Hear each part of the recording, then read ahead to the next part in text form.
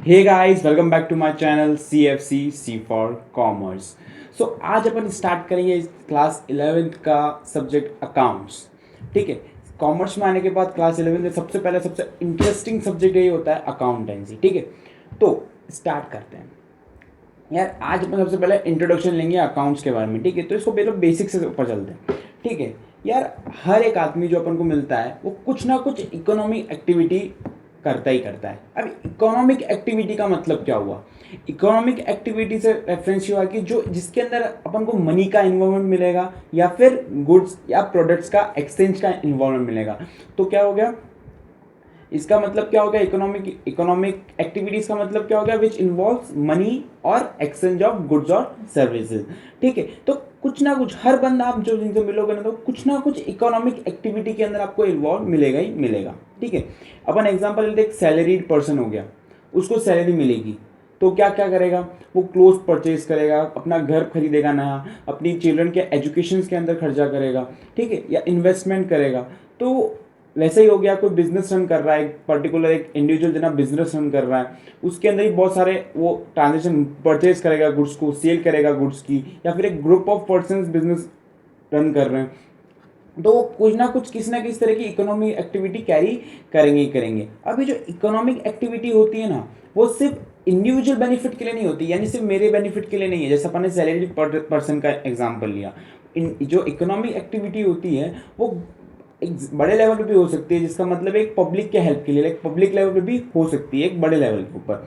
ठीक है, तो इकोनॉमिक एक्टिविटी यार बड़े लेवल पे इन द सेंस जो गवर्नमेंट रन करती है जिस टाइप से, तो उस लेवल भी अपन, जो गवर्नमेंट हेल्प करती है, वेलफेयर करती है, उस लेवल भी अपन ना इकोनॉमिक एक्टिविटी को लेके जा सकते हैं। तो अब ये जो इकोनॉमिक एक्टिविटी है, ये परफॉर्म कैसे होती है? इकोनॉमिक एक्टिविटी परफॉर्म होती है ट्रांजेक्शन्स और इवेंट्स के बेसिस पे। ठीक है, तो ये इन्वॉल्व इन्वॉल्व क्या करती है? ट्रांजेक्शन्स और इवेंट्स। अब यार ये क्या बात हुई, ट्रांजेक्शन्स का मतलब क्या होता है और इवेंट्स का मतलब क्या होता है? ट्रांजेक्शन्स का मतलब ये हो गया क्या, कुछ परफॉर्म करना। और इवेंट का अगर एक एकदम सिंपल टाइप से मतलब समझाऊं तो हैपनिंग, जो रिजल्ट आएगा परफॉर्मेंस, जो रिजल्ट आएगा ट्रांजेक्शन का, वो क्या हो जाएगा? इवेंट।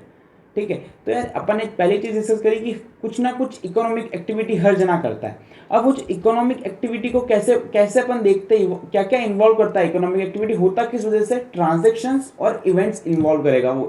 उसके अंदर क्या क्या इंक्लूड होगा? ट्रांजेक्शन्स या इवेंट्स। पहली चीज अपन ने डिस्कस करी इकोनॉमिक एक्टिविटी। उस इकोनॉमिक एक्टिविटी के होने का कारण क्या? ट्रांजेक्शन्स और इवेंट्स। उसमें क्या क्या चीजें इन्वॉल्व होगी?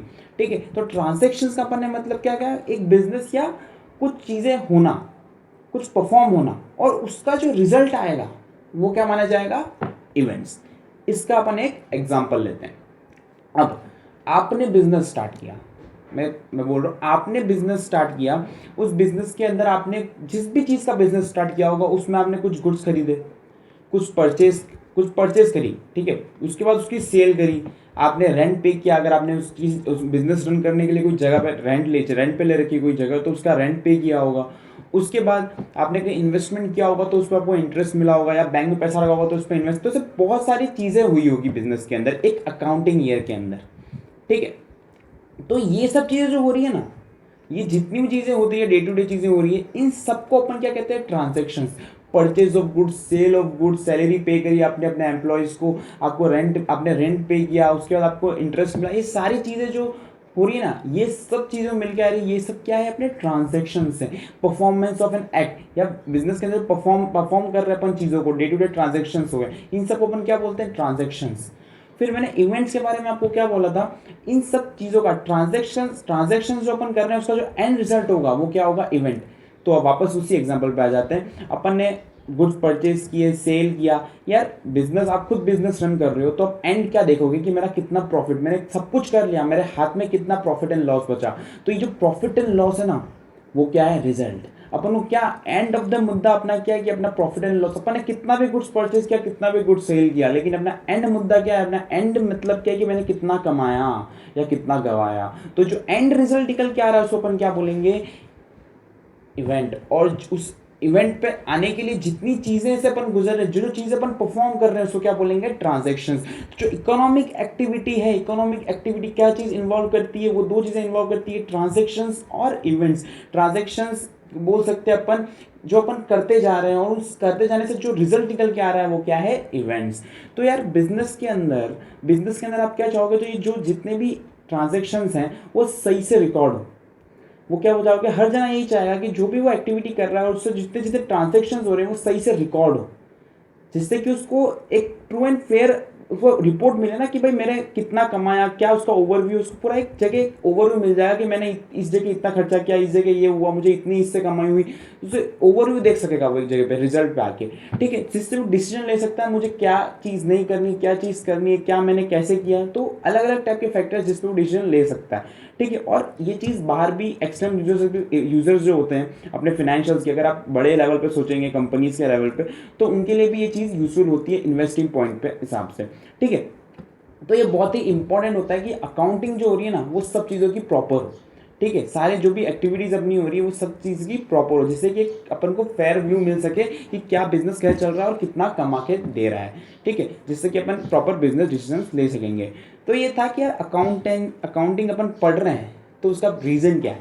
ठीक है, तो अब आप जब स्टार्ट करोगे अकाउंटिंग पढ़ना, 11th क्लास में आपको बुक मिलेगी, बहुत ही इंटरेस्टिंग सब्जेक्ट आपको लगेगा, बहुत इंटरेस्टिंग, वाकई में बहुत इंटरेस्टिंग है। तो आप जब स्टार्ट करोगे ना तो सबसे पहले आपको इंट्रोडक्शन में एक डेफिनेशन देखने मिलेगी, मीनिंग ऑफ अकाउंटिंग। आप यही डेफिनेशन पढ़ोगे, आपको स्क्रीन पे दिखी होगी, accounting is the process of collecting, recording, classifying, summarising and communicating financial information to users. क्या अकाउंटिंग क्या एक प्रोसेस है of collecting, recording, classifying, summarizing and communicating financial information to the users. अब यार ये जितनी भी टर्म्स मैंने यूज़ करी ना इसके अंदर, कलेक्टिंग हो गया, रिकॉर्डिंग हो गया, क्लासीफाइंग हो गया, समराइजिंग एंड कम्युनिकेटिंग अपना जो फाइनेंशियल इंफॉर्मेशन है यूजर्स को, internal as well as external users को। तो ये सब चीज़ों की अपने अपने पॉइंट से इंटरनेटेड चीज़ है कि कैसे कैसे प्रोसेस फ्लो होता है अकाउंटिंग में।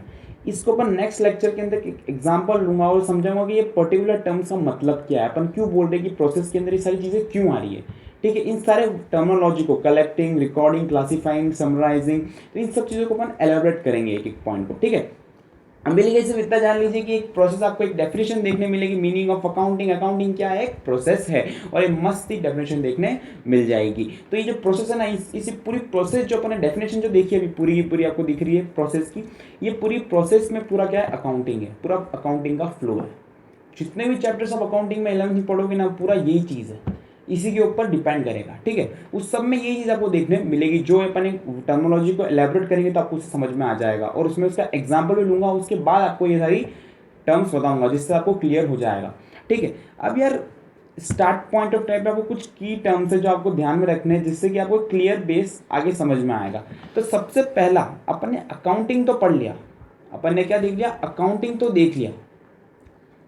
ठीक है, अपन ने अकाउंटिंग तो देख लिया, लेकिन ये मैं क्या चीज़ बोल रहा हूँ, अकाउंटेंसी। ये क्या है, अकाउंटेंसी। अब ये अकाउंटेंसी क्या है, अकाउंटिंग तो एक प्रोसेस है, अकाउंटिंग क्या है, प्रोसेस। तो ये अकाउंटेंसी क्या है, अकाउंटेंसी एक सब्जेक्ट है। क्या है, accountancy is a subject. Accountancy से सब्जेक्ट, मेरा कहने का मतलब है अकाउंटिंग एक सब्जेक्ट है, अकाउंटिंग उसके अंदर आता है। ठीक है, कैसे, अकाउंटेंसी सब्जेक्ट का मतलब ये हो गया कि वो नॉलेज देता है, वो एक नॉलेज प्रोवाइड करता है कि कैसे आपको अपनी बुक्स ऑफ अकाउंट्स बनानी है, कैसे आपको एक अकाउंटिंग कैरी ऑन करनी है। ठीक है, वो नॉलेज देगा आपको। लेकिन जो अकाउंटिंग है, जो अकाउंटेंसी के अंदर आता है, वो अकाउंटिंग प्रोसेस बताता है कि क्या क्या फ्लोट कैसे होगा। ठीक है, तो अकाउंटेंसी अपन को एक अकाउंटिंग बताता है और अकाउंटिंग अपन को प्रोसेस बताता है। तो शॉर्ट में अकाउंटेंसी एक पूरा सब्जेक्ट है जिसके अंदर क्या आता है, अकाउंटिंग। यहाँ पर बना रहा हूँ, ये अकाउंटेंसी है। ठीक है, उसके बाद इसके अंदर आता है अकाउंटिंग, यानी कि ये जो चीज़ हो गई, ये हो गया अकाउंटेंसी। ये अंदर वाला जो पार्ट है, जो रेक्टेंगल है, वो हो गया अकाउंटिंग। ठीक है, तो एक चीज़ पूरी हो गई कि अकाउंटेंसी क्या है, एक सब्जेक्ट है जो अपन को नॉलेज देता है कि कैसे अपन बुक्स ऑफ अकाउंट्स मेंटेन करेंगे। लेकिन अकाउंटिंग क्या है, एक प्रोसेस है, कैसे कैसे अंदर चीज़ें फ्लोट होंगी। ठीक है, उसके बाद एक इंपॉर्टेंट नोट आपको ध्यान रखना है, पहला अपन ने अकाउंटेंसी पढ़ लिया, दूसरी अकाउंटिंग की प्रोसेस पढ़ लिया अपन अभाव में। अकाउंटिंग अपन ने डिस्कस कर लिया क्या चीज़ है, प्रोसेस है। अकाउंटिंग क्या है, अ प्रोसेस। अब वो प्रोसेस में अपन ने जो भी टर्म्स लिखे वो अपन अगले लेक्चर में एक एग्जाम्पल के साथ लिंक करेंगे, ठीक है। थर्ड चीज जो इंपॉर्टेंट है वो है book keeping. Book keeping, book keeping फिलहाल के लिए इतना समझ लो कि यार रिकॉर्ड करना ट्रांजेक्शन्स को सही से इफेक्ट में रिकॉर्ड करना, क्लासीफाई करना, और क्लासीफाई करने तक जो अपन यहाँ पे कलेक्टिंग, रिकॉर्डिंग एंड क्लासीफाइंग, ये तीनों चीज़ें जो अपन कर रहे हैं ना इसके अंदर अकाउंटिंग में, इसको क्या बोलते हैं अपन, बुक कीपिंग। क्या बोलते हैं, बुक कीपिंग। तो मतलब एक और चीज़ आप इस डायग्राम के अंदर बोल सकते हो कि अकाउंटेंसी में आता है अकाउंटिंग, और अकाउंटिंग के अंदर आती है बुक कीपिंग। तो ये एक चीज़ क्या हो गई, बुक कीपिंग, ठीक है। पहला तो अकाउंटेंसी है, अकाउंटेंसी के अंदर क्या चीज़ है, अकाउंटिंग, और अकाउंटिंग के अंदर क्या जा रही है, बुक कीपिंग। बुक कीपिंग का मतलब क्या हो गया, रिकॉर्ड करना ट्रांजैक्शंस को। क्या हो गया, रिकॉर्ड करना ट्रांजैक्शंस को। तो ये जो अपन प्रोसेस पढ़ रहे हैं accounting, collecting, recording and classifying, तो जो क्लासीफाइंग तक अपन जो भी काम करेंगे ना अकाउंटिंग के पर्सपेक्टिव से, तो उसको क्या माना जाएगा, बुक कीपिंग माना जाएगा। अब बुक कीपिंग सिर्फ इतना सा नहीं है, बुक कीपिंग एक्चुअली में क्या है इसको अपन अपने सेपरेट लेक्चर के अंदर डिस्कस करेंगे। फिलहाल के लिए एक टर्म जानना जरूरी था, ठीक है। तो अकाउंट बुक कीपिंग आपको समझ में आ गया। एक और इंपॉर्टेंट टर्म आपको देखने मिलेगी जो है इनकम स्टेटमेंट। इनकम स्टेटमेंट से बेसिकली मतलब ये हुआ प्रॉफिट एंड लॉस।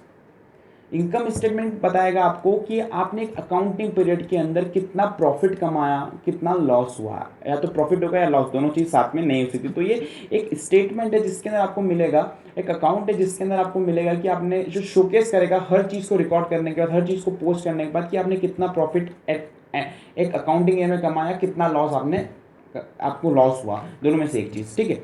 और जो एक लास्ट चीज़ है पोजीशन स्टेटमेंट। पोजीशन स्टेटमेंट आपको क्या चीज़ बताया है कि आपकी फाइनेंशियल, ये क्या होता है, बैलेंस शीट, ठीक है। बैलेंस शीट, बैलेंस शीट जो होती है ना, ये आपको एक स्टैंडिंग दिखाएगी, आपके बिजनेस की एक ओवरव्यू दिखाएगा at a point of time, यानी कि एट द एक पॉइंट ऑफ टाइम पे आपकी क्या है, आपकी कितनी असेट्स है, आपकी कितनी लाइबिलिटी, आपकी पूरी फाइनेंशियल पोजीशन दिखाएगा, ठीक है। तो इसको क्या बोलते हैं अपन, बैलेंस शीट। बैलेंस शीट आपको पूरी फाइनेंशियल पोजीशन दिखाएगा आपके बिजनेस की। तो इसलिए इसे क्या बैलेंस शीट अपन बनाते हैं। तो ये प्रॉफिट एंड लॉस और बैलेंस शीट है ना, एकदम लास्ट थिंग हो जाती है अकाउंटिंग। जब आप 11वीं की अकाउंटिंग देखोगे तो P&L और बैलेंस शीट एकदम लास्ट थिंग हो जाएगी, जिसके अंदर आपका मेन पॉइंट, आप जो पूरी अकाउंटिंग करोगे उसका मेन पर्पज ये होगा कि आप प्रॉफिट एंड लॉस और बैलेंस शीट, अपनी फाइनेंशियल पोजीशन क्या है वहाँ तक पहुँच सको, ठीक है। तो ये 4-5 इंपॉर्टेंट टर्म्स थी लाइक जिसको आप थोड़ा पता होना जरूरी था फर्दर मूव के लिए। इसको और अपन डेप्थ में डिस्कस करेंगे अपने अगले लेक्चर के अंदर। सो बस फर्स्ट लेक्चर के लिए इतना ही था।